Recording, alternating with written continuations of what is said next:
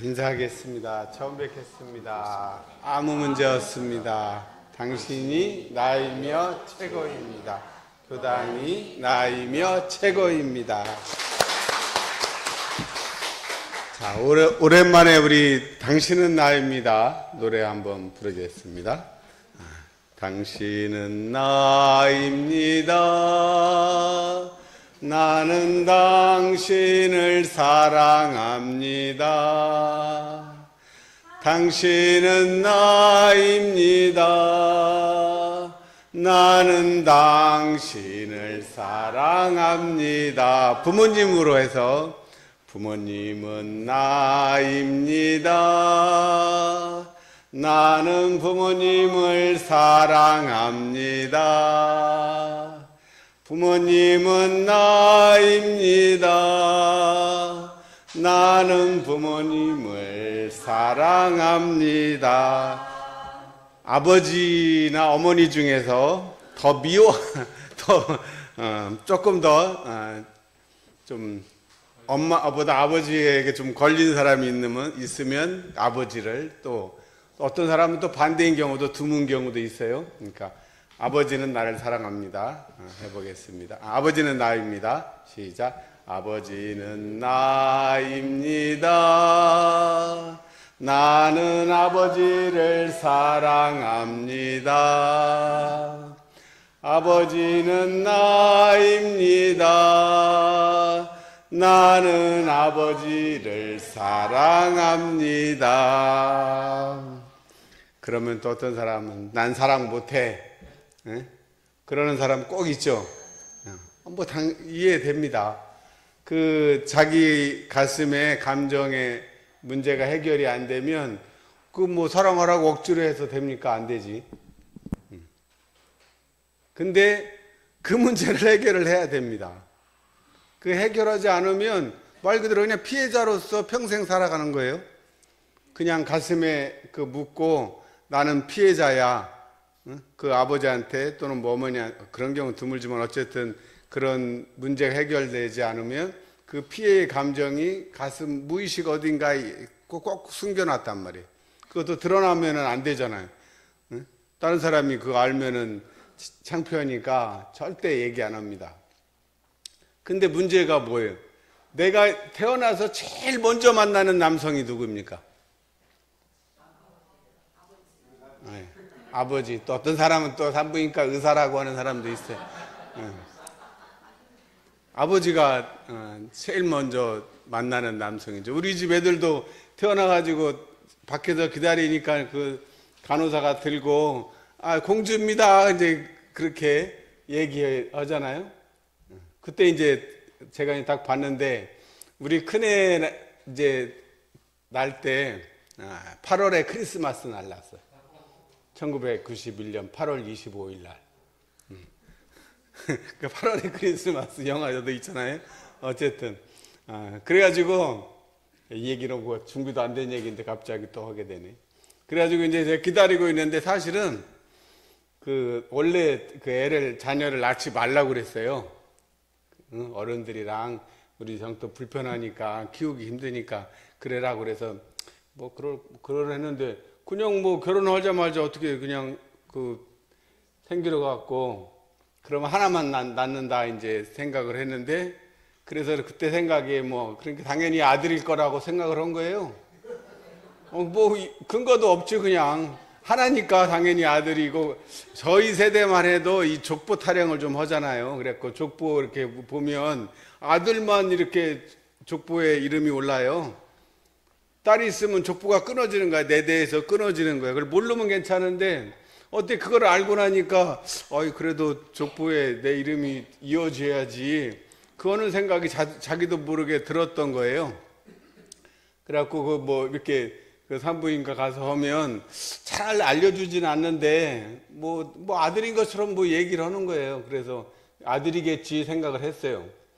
근데 갑자기 기다리고 있는데 한 4시 25분인데 갑자기 간호사가 공주입니다 그러니까 순간 머리가 하얘지면 나도 모르게 어이쿠 그랬나 봐요. 자기도 모르게 어이쿠라고 소리가 나온 거. 그러니까 그때 우리 장모님 옆에 계셨거든요. 근데 우리 장모님은 연세가 엄청 많으셔요. 1924년생이니까. 저보다 몇 살이요? 36살이나 많으니까 뭐 거의 그때 저보다 훨씬 그 아들 선호나 이런 게 기쁘신 분이잖아요. 근데 내가 어이쿠 그러니까 그냥 저는 그냥 당황한 거지만 우리 어머니는 아이고 그 아들 안 나면 큰일 나나 보다. 그렇게 막 그 생각을 하셔가지고 그 어떻게 그 얘기를 해가지고 이상하게 됐네. 어쨌든 이제 그만 나는 걸로 하려고 했는데 절대 안 된다고 막 우리 장모도 그러고 막 처형도 해가지고 그냥 어떻게 그냥 넘어갔어요. 그러다가 이제 또 몇 년 이제 그래도 한 4년이나 이제 지났는데 갑자기 1995년인가 돼갖고 지난 홍타원 옛날 전 교구장님이 오셔가지고 우리 정토 보고 아니 효경은 뭐 하는가 하면서 왜 애 하나만 낳고 안 하냐고 막 또 그래요 그랬대요. 그러지 우리 큰애가 제가 이제 제주에 있다가 엄불교 신문사로 이제 발령이 나서 익산에서 이제 근무를 하니까 떨어져 있을 텐데 아이 우리 큰애가 5살 때 이제 떨어진 거죠. 그리고 저녁 밤 1시쯤 되면 막 자다 깨가지고 뭐 저기 막 방에 막 귀신처럼 뭐 있다고 그러고 막 울고 막 그러는 거예요. 그러면서 또 엄마가 안에서 동생 안 놔준다고 뭔 얘기를 들었는가 막 그렇게 일주일간을 그랬다는 거예요. 근데 그때 또 아까 홍타님이 그 얘기도 하고 그래갖고 이거 뭐 누가 올 인연이 있는가 보다 하고 막 그렇게 또 그렇게 얘기가 돼가지고 그래요. 그래갖고 얼결에 이제 또 얼결은 아니에요. 그래가지고 그러면 올 인연이 있는가 보다 해가지고 또 바로 돼서 우리 둘째가 태어났는데 그래서 그런가 지난번에 우리 둘째 얘기했는데 정말 얘는 진짜 남다른 그런 심성을 가지고 있는 것 같아. 그러니까 큰애도 자기 원해서 막 언니 덕에 난 거잖아요. 언니가 일주일간 계속 울고 막 그렇게 하니까 올 인연을 만들어줬으니까 큰애 보통 큰애 하면 작은애 낳으면은 막 시세 먹고 막 그러잖아요. 근데 얘는 자기가 해서 낳았으니까 그 전에 그랬대요. 낳기만 하면 자기가 겨우 4살 차이밖에 안 나는데 자기가 다 기저귀도 다 하고 다 자기가 할 거라고 그렇게 그때부터 얘기를 했거든요. 그래서 그랬는가 얘 작은애 어린이집 다닐 때도 그 버스 정류장까지 내리는 데까지 버스 스쿨버스 거기까지 가서 데리고 오고 데려다 주고 애기를 사실 하는 거죠. 그래갖고 엄마 수술할 때는 큰애가 또 소풍 가면은 김밥도 싸주고 3학년 때인데 그렇게 또 그러니까 사실 상황이 되고 책임을 지려고 마음을 먹으면 없던 힘이 생기는 거죠. 사실은 요새 뭐 10살 먹은 애들 보면 애 혼자 놔둬서 못 온다고 그런 사람 많잖아요. 우리는 애들 5살 그때부터 다 놓고 뭐래 쓴다 해도 큰애가 다 돌봐주고 그랬어요. 야, 그래도 그러니까 이게 뭐라 그럴까 인연의 소중함은 이게 정말 우리가 이 사람 머리로는 또 헤아릴 수 없는 부분도 있는 것 같아요. 그러니까 또 특히 이 3세 중에 부모, 그 다음에 또 자녀 이게 3대로 이렇게 이어지는 이 관계는 뭔가 참 뭐 옷깃만 스쳐도 뭐 500생의 인연이라는데 그런 부모 자식 간에 이걸로 태어나는 것은 뭐 한 5천생, 5억생인가? 뭐 이건 무량생의 어떤 인연이 있고 또 그렇게 만난 사람들은 무슨 까닭이 있겠죠. 무슨 사연이 있겠지. 노사연이 아니야. 응? 진짜 사연이 있을 거란 말이야. 진사연이네. 그러면 그 사연이 뭘까 이제 한번 되돌아보는 시간이 됐으면 합니다. 이게 어버이날이잖아요. 5월 8일 내일 3일 후가 어버이날이니까 그 아버지 문제를 대개 이제 우리 세대는 가부장적 세대잖아요. 그러니까 제가 어제 우리 결혼식, 혜타님 결혼식 해서 뭐 이런저런 얘기하다가 지나고 보니까 우리가 가부장적 세대에 저희 세대가 거의 마지막 세대예요. 그러니까 이미, 그러니까 별로 혜택은 못 보는 거죠. 시집살이는 하고 시집살이는 못 시키는 마지막 세대가 우리 정도 세대 같아. 1960년 전후의 세대들이, 베이비붐 세대들이 딱 그 세대예요. 그래서 우리 아버지는 1928년생이니까 우리 아버지 이 사진이 우리 아버지입니다. 그리고 우리 아버지가 키가 한 78이나 정도, 엄청 크다고 생각했는데 뭐 그렇게 80은 안 넘는다고 그랬던 것 같아요, 본인이. 근데 28년생이니까 엄청, 그 당시에 이 정도 키면 엄청나게 큰 거죠. 다른 사람들은 작은데.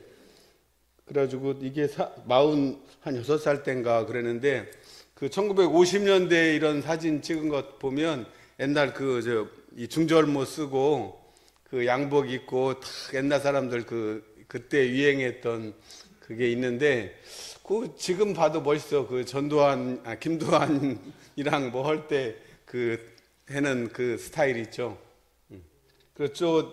내 방에 가면 또 60년대 그 안양 유원지 가서 찍은 사진에 보면 우리 아버지는 선글라스도 꼈더라고. 또 선글라스도 딱 끼고 쓰고 다녀서 상당히 멋쟁이였던 것 같아요. 그 문제는, 그러니까 인물이 좋으면은 좋죠.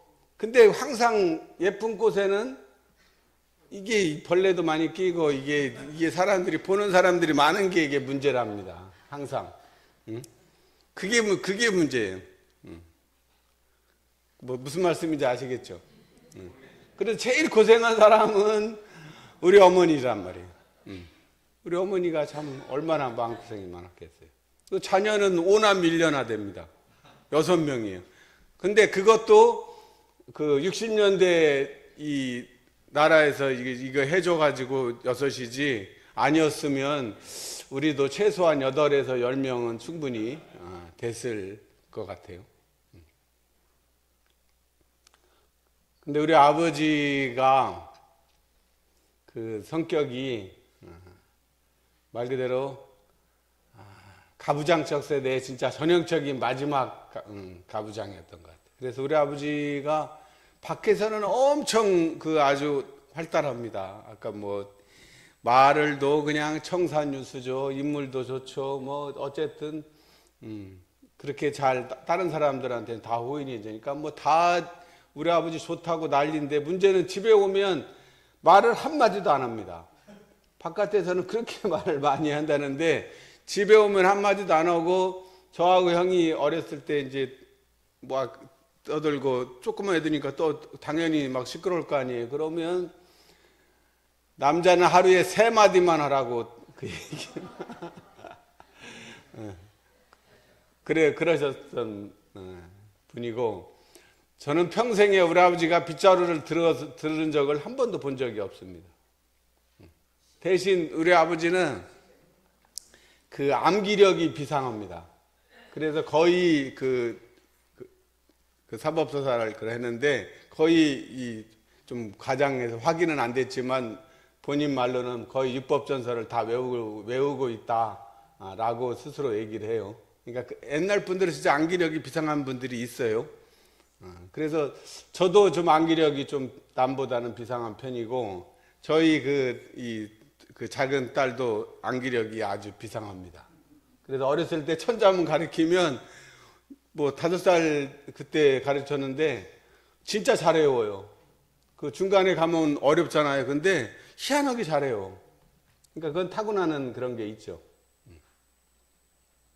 근데 이제 우리 아버지가 그냥 우리가 생각할 때 낳아서 길러서 이제 가르쳐 주신 생육교죠. 이 부모 피은의 강령의 핵심은 세자예요. 생육교. 낳고 길러 가르쳐 주셨다. 날생, 기를 육, 가르칠 교. 그러니까 그것이 신앙의 대상으로 우리가 대웅사님께서 세우셨어요. 그러니까 무슨 부모가 신앙의 대상인가? 그렇게 이제 고개를 깨악거리는 사람도 있어요. 저도 좀 그랬어요. 근데 거기에 진짜 묘미가 있는 것 같아요. 천지를 신앙의 대상으로 삼는 것은 괜찮죠. 근데 기독교인들이 그 하나님 부를 때 어떻게 부릅니까? 아버지 하나님이라고 안 부릅니까? 그냥 하나님. 근데 아버지 하나님 그러면 갑자기 엄청 가깝고 뭔가 이렇게 그 정답게 느껴지지 않나요? 그냥 하나님이셔 그러면 이렇게 입법적인 느낌이 드는데 아버지 하나님 그러면 갑자기 뭐 이렇게 조금 훨씬 이렇게 가깝게 느껴지는. 그런데 사실 아버지 하나님이 천지의 부모은이에요. 그러지 않나요? 천지가 하늘뿐만 아니라 우리는 하늘과 땅까지 하는 게 천지니까 천지고, 부모가 아버지잖아요. 아버지 천지님이지.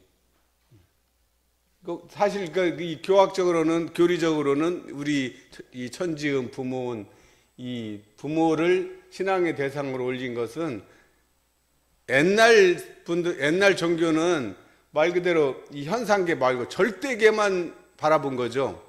근데 대형사님은 절대계, 진리가 절대계만 선반 위에 올려 있으면 안 되고 이 현상 세계, 이 진토 세계, 이 현실 세계에 내려와야 된다는 입장이에요.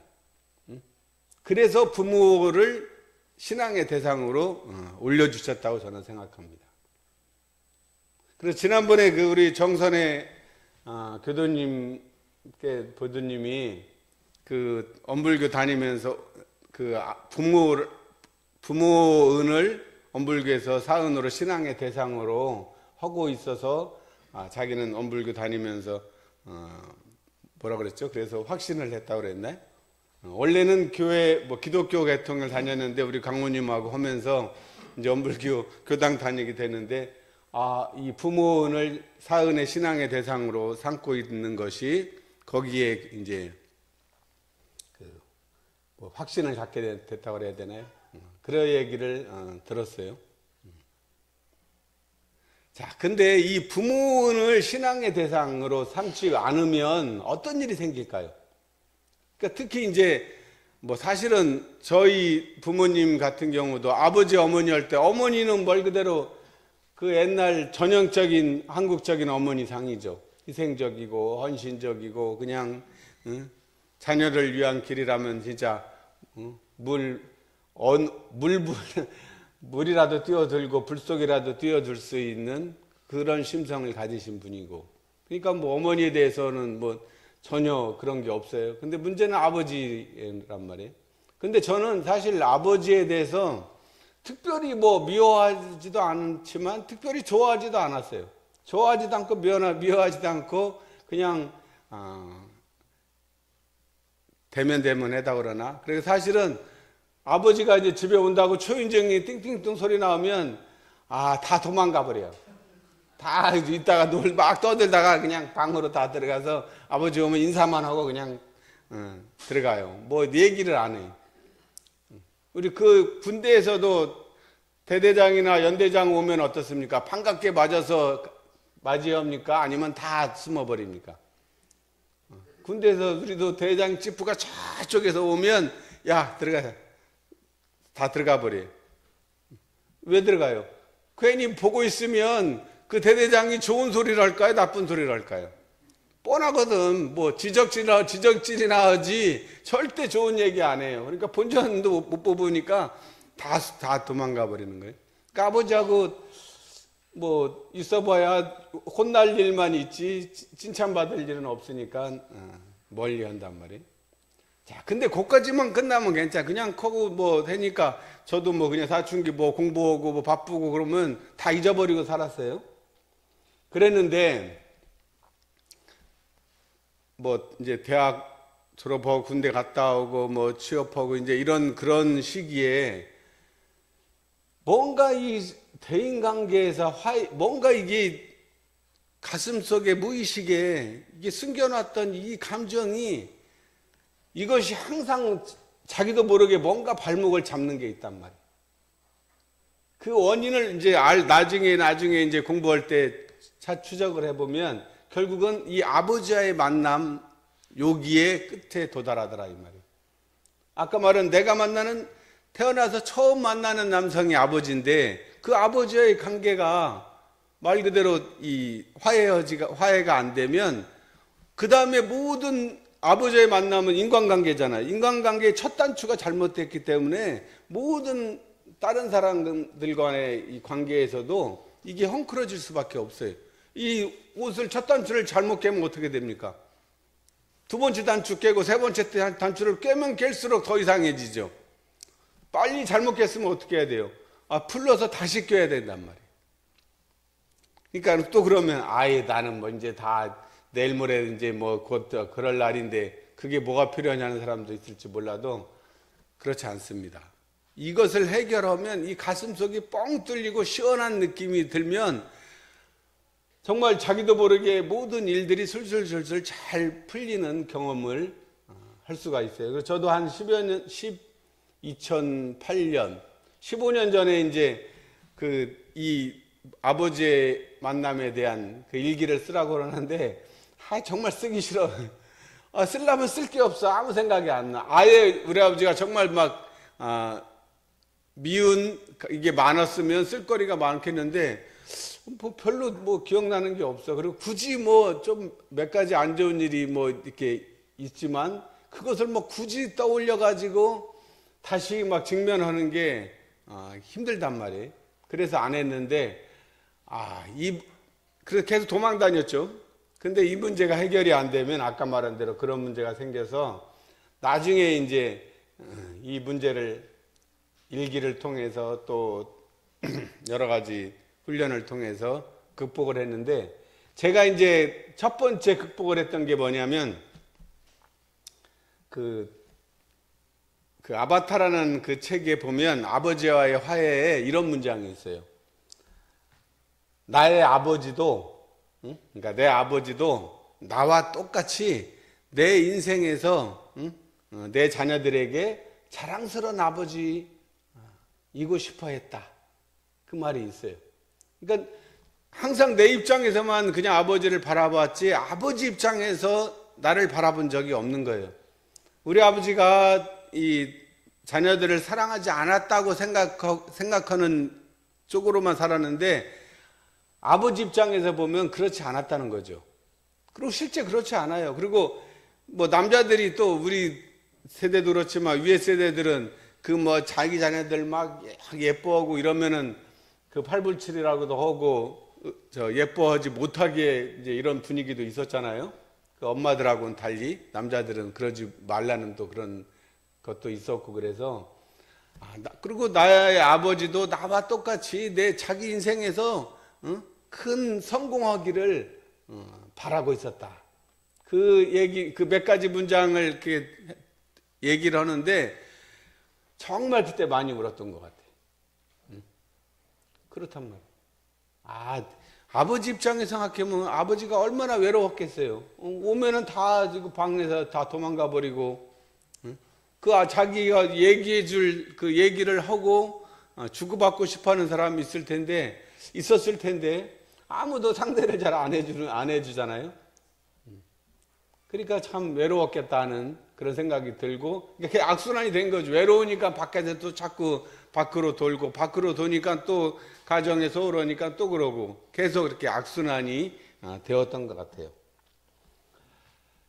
제가 이제 부모와의 문제 또 하나 해결했을 때 중요한 그 예화는 그 순임금의 대요라는 그 얘기예요. 옛날 얘기인데, 순임금 아시죠? 요순 우탕할 때 그 순나라 순임금, 그 성군이었다는 요순 시대, 그 중국이 아주 태평성대였던 시대를 보면 요순 시대라, 공자가 아주 존경했던 분이 이제 요임금과 순임금이에요. 근데 순임금은 요임금의 아들이 아니에요. 요임금이 보통 자기 아들에게 왕위를 물려주는 게 관례잖아요. 근데 요임금은 자기 아들한테 물려주지 않고 순임금한테 왕위를 넘겨줘. 근데 순임금이 왜 왕위를 그렇게 선양받을 정도로 그런 성인이 되었냐면 거기에 아주 중요한 계기가 있습니다. 그 순임금이 어려서 이제 어머니가 일찍 돌아가셔요.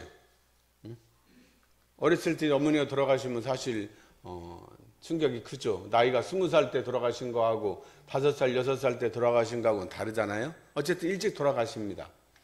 그랬더니 새엄마가 이제 들어왔어요. 처음에는 뭐 아무 문제 없었습니다. 그런데 새엄마가 이제 아들을 낳고 몇 년이 지나니까 새엄마 입장에서는 이 아들이 큰 아들이니까 이게 자기 아들이 재산이나 이런 거 다 물려받을 때 자기가 안 좋겠다. 아마 좀 그래도 있는 집이었나 보죠. 그래서 남편을, 그러니까 순의 아버지를 꼬드겨 가지고 그 순을 죽이라고 이제 했나 봐요. 근데 그 아버지가 어떻게든 동의를 했어요. 그래서 이제 실제로 그 죽이려고 시도를 해요. 그리고 첫 번째 어떻게 죽이려고 했냐면, 이놈을 우물 고치라고 해놓고, 응? 그러면 우물 속에 들어갔을 때 흙을 덮어버리면 어떻게 됐겠어요? 죽어버리죠. 그러니까 이제 가서 순임금이 효자했어. 그러니까 또 우물 고쳐라. 그래서 이제 아버지가 그러니까 이제 그 우물 속으로 들어가서 막 공사를 하고 있는데 흙을 그냥 거기다가 덮은 거예요. 그러면 이제 죽었겠지 하고 그랬는데 순임금이 죽었을까요? 살았을까요? 예? 어떻게 살았어요? 어떻게 우물에 흙을 덮었는데 어떻게 살아요? 또 순이 죽었으면 얘기가 되겠습니까? 그 영화의 주인공이 중간에 죽는 거 봤어요? 절대 안 죽습니다. 그래야 이게 어쨌든 안 죽어요. 왜 어떻게 안 죽었냐? 순이 사실은 이제 그걸 느낌을 이제 감각이 있어야 돼, 사람이니까. 직관력이 있어서 그 우물에 이 비상 통로를, 비상구를 만들어서 이제 덮으니까 글로 피해가지고 살았습니다. 그러니까 얼마나 놀랬겠어, 사실은. 그래서 죽이려고 했는데 실패한 거잖아요. 그러니까 이거 안 보이는 데다 하니까 이놈이 이렇게 피해버리는구나 하고, 이번에는 그러면 지붕을 고치라고 올려보낸 거예요. 그래서 이제 올려보냈어요. 올려가지고 고치고 있는데 불을 질러버린 거예요. 그럼 어떻게 이제 꼼짝없이 죽게 생겼죠. 죽었을까요? 살았을까요? 어떻게 살아요? 거기서 그 높은 데서 했는데. 근데 그럴 줄 알고 이렇게 낙하산처럼 생긴 옷을 입고 뛰어내려서 이번에도 또 삽니다. 그러니까 하나는 땅에서 살고, 지붕이, 하늘은 이제 지붕이잖아요. 하늘로 해도 살아. 천지로 다 해도 안 되네. 그러면 이제 사람 직접, 그러면 내 앞에서 보는 데서 죽여야겠다 생각하고, 이제 그때 2번 그렇게 하니까 순이 집을 이제 나갔어요. 응? 그래갖고 이제 왕래를 안 했겠죠. 근데 안 오니까 아버지 생일날 오라고 이제 한 거예요. 그러면 이제 이 생일날 독약을 넣어갖고 이제 죽이려고. 그러면 절대 이제 어떻게 할 수가 없잖아요. 그래서 생일날 독주를 이제 딱 마십니다. 이번에는 이제 진짜 꼼짝 못 하겠죠. 어떻게 마셨는데 어떻게. 근데 죽었을까요? 살았을까요? 살았겠죠. 어떻게 살았을까요? 이 해독제를 미리 알고 바꿔서 토하고 해독제를 먹어서 이번에도 삽니다. 그 아버지가 그 엄마 꼬드김에 넘어가가지고 자기를 3번이나 죽이려고 한 거예요, 실제로. 자기 아들을, 친아들을. 그러면 여러분 어떻게 하겠습니까?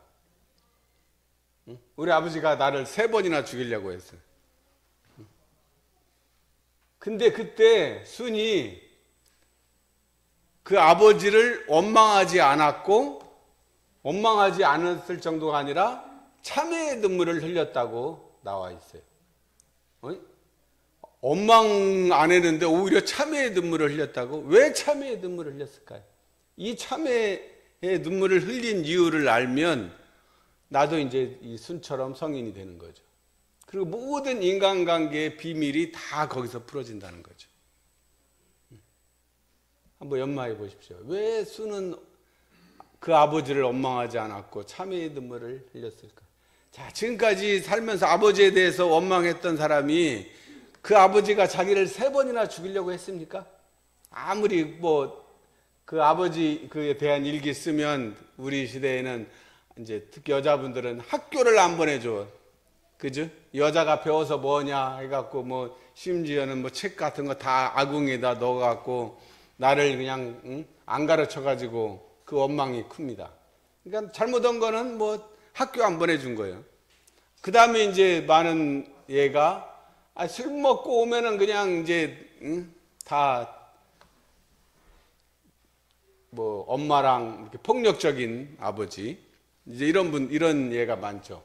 폭력적이고 권위적이고 자기밖에 모르고 이기적이고 그런 아버지죠. 아버지가 자기를 죽이려고 했던 분이 있어요? 죽이려고 했던 분이 아니라 실제로 죽이려고 이 시도를 한 아버지를 가지고 있으신 분 계신가요? 없죠. 근데 수는 한 번도 아니고 3번이나 그런 경우를 당했는데도 원망하지 않았답니다. 억지로 원망한 것이 아니라 참회의 눈물을 흘렸대.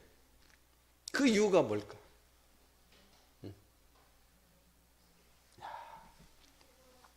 우리 아버지를 이제 아버지가 돌아가시기 전에 어머니가 이제 먼저 돌아가셨어요.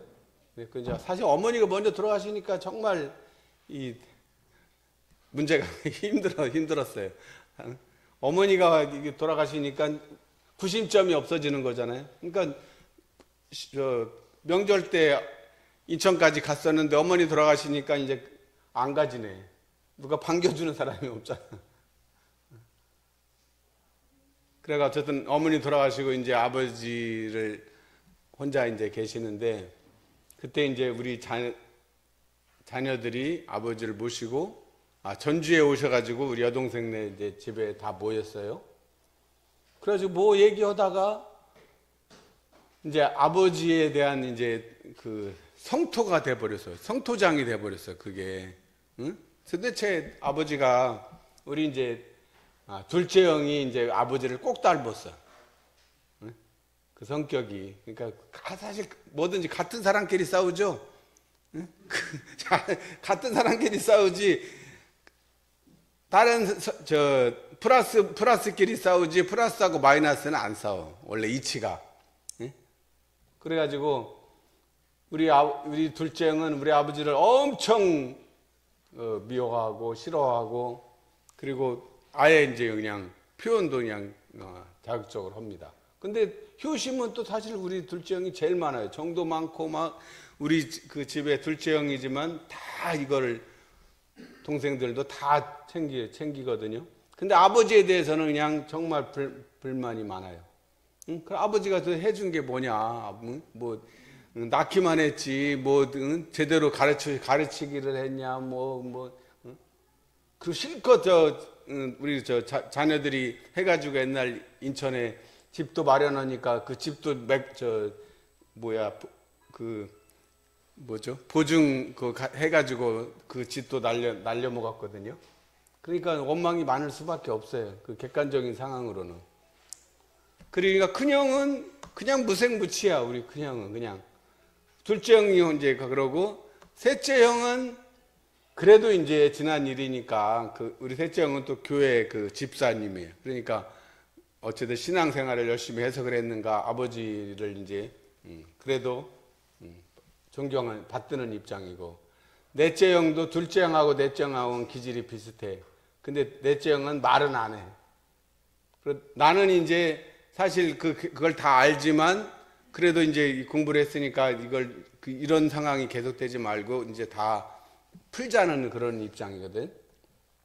그리고 내 여동생은 에이 뭐 좋은 게 좋은 거지. 우리 여동생은 둘째, 넷째, 여섯째는 다 말 그대로 좀 비슷해요. 셋이는. 그리고 1, 3, 5는 좀 약간 음적이야.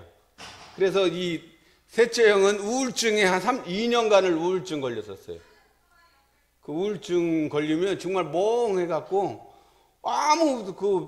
그냥 바보처럼 그러다가 이제 겨우 회복되는데 그 우울증 걸렸을 때 둘째 형은 아니 뭐 했다고 우울증이 걸리냐 임마 정신 차려 하고 막 그러는 입장이란 말이에요.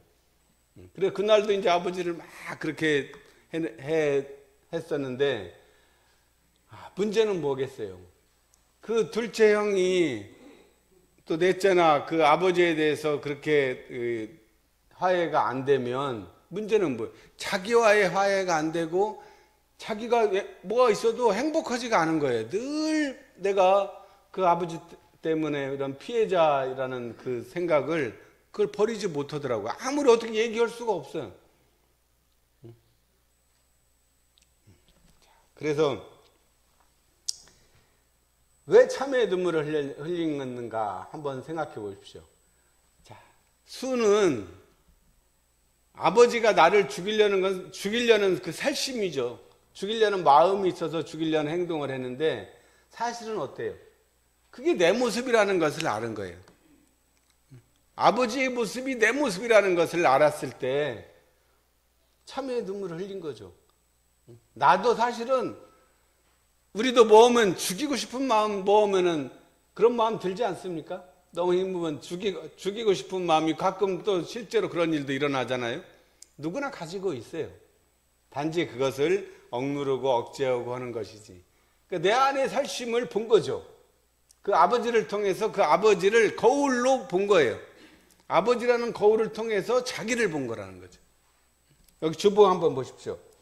수는 내 아픔과 문제를 해결하기 위해 같은 문제를 가진 부모를 내가 선택해서 태어났다는 것을 알게 된 거란 말이에요.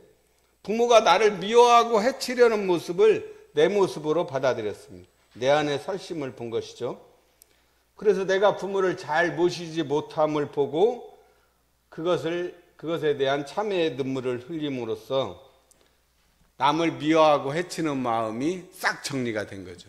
우리가 상대 사람을 대할 때 상대심, 나를 뭐 좋아하면 좋았고 좀 뭐 해로우면은 싫어하고 그렇게 그냥 잔머리 막 굴리는 마음이 그냥 싹 정리가 된 거예요. 이것을 다 해결한 거죠. 그 아버지와 화해를 함으로써 아버지를 통해서 내 모습을 보게 된 거예요. 마침내 자기 문제를 해결한 성자가 된 것입니다. 그래서 그때부터 이 요임금이 백성들의 승앙을 받았고, 기록에 보면 뭐 모든 동물들도 와가지고 순을 다 이렇게 따랐다고 그래요. 왜냐하면 해치려는 마음이 없어지니까 동물들이 기가 이제 기운과 기운이 통한 거죠. 그러므로 부모는 내 문제를 비춰주는 거울이죠. 이를 받아들이면 부모와 자식 간의 윤기가 이제 바로 세워지는 것이고, 내 스스로 성숙한 인격을 이룰 수가 있습니다. 그래서 대종사님께서 이 부모 낳고 길러서 가르쳐 주신 그 근본 은혜를 생각해야지, 그 과정에서 일어난 이것을 생각을 하면 자기 기준으로 항상 생각하기 때문에 이게 신앙의 대상으로 못 받아들여진단 말이에요. 그래서 천지의 기운이 천지 만물을 다 살리듯이 나의 부모님이 천지의 역할을 이 가정에서는 하고 있다는 것이죠. 그러니까 거꾸로 내가 지금 내 자녀들한테는 내가 부모 노릇을 잘하고 절대의 마음으로 잘하고 있는가를 또 돌아봐야죠. 그래서 사실은 우리 아버지를 저는 이제 그 반면교사 삼아서 이 가정의 자녀들한테 좀 친구 같은 아빠가 돼야 되겠다. 그 다정한 그런 아빠가 돼야겠다고 마음을 먹고, 그래서 이제 우리 딸들을 제가 잘 케어를 잘한 것 같아요. 그래서 제가 인생에서 제일 잘한 거는 자녀들을 잘 이 관계가 좋게 한 게 제일 잘한 일 중에 하나인 것 같아요. 그래서 제일 그 상징적인 그 일이 우리 큰애가 이제 그 외갓집에 그 서귀포에서 제주시를 가는데 중간에 이제 똥을 쌌어요. 그때가 한 3살이나 4살 됐는데, 근데 생각해 보십시오. 남의 똥 싼 그거 어떻게 해야 돼요? 그 차에서 옛날에는 물티슈도 없을 때잖아요. 그리고 이거 어떻게 차가 중간에, 그리고 남조로 거기서 중간에 내려가지고 그 집에 한 11월 말인데 그 집에 옛날 바깥에 수도 있잖아요. 그 수도에다 해갖고 그 손으로 다 닦았거든요. 근데 하나도 더럽다는 생각이 안 드는 거예요. 그러지 않나요? 똑같은 똥인데 왜 안 더럽냐고. 그래서 오히려 지금 생각해보면 내가, 그 똥을 닦아줌으로써 내가 업장이 해소가 된 거예요. 그 남을 그 미워하고 이런 게 아니라 남을 사랑하고 내 자녀를 사랑하듯이 그렇게 했는데 남한테 뭐 못 올 거 뭐요? 한 생각만 조금만 바꾸면 되는 거잖아요. 그래서 이 아버지라는 문제 다시 한번 돌아가셨겠죠. 대부분 돌아가셨어도 이제 진정으로 화해를 하게 되면 모든 아버지와의 화해를 통해서 모든 인간관계에 새로운 만남이 이루어질 수 있을 거라 확신합니다.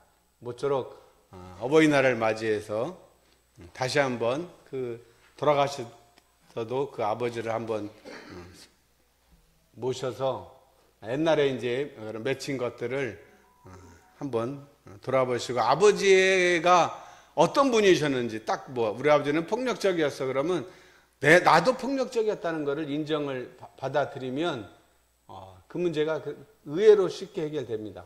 그리고 자기가 책임지려고 맘먹으면 어떻게 돼요?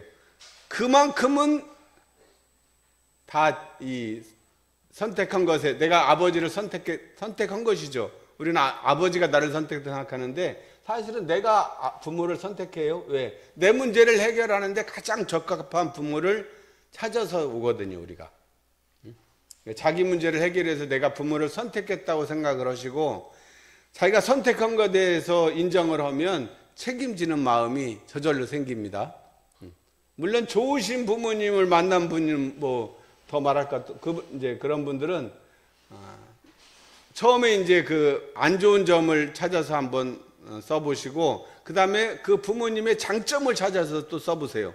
그러면 그 부모님의 장점이 곧 나의 장점이에요. 왜? 부모님과 내가 하나라고 했잖아요. 그 유전자를 다 봤기 때문에 단점도 내 단점이고 장점도 내 장점이에요. 아버지 장점이 나의 장점이라는 것을 생각하는 오늘 시간 되시기를 축원합니다. 감사합니다.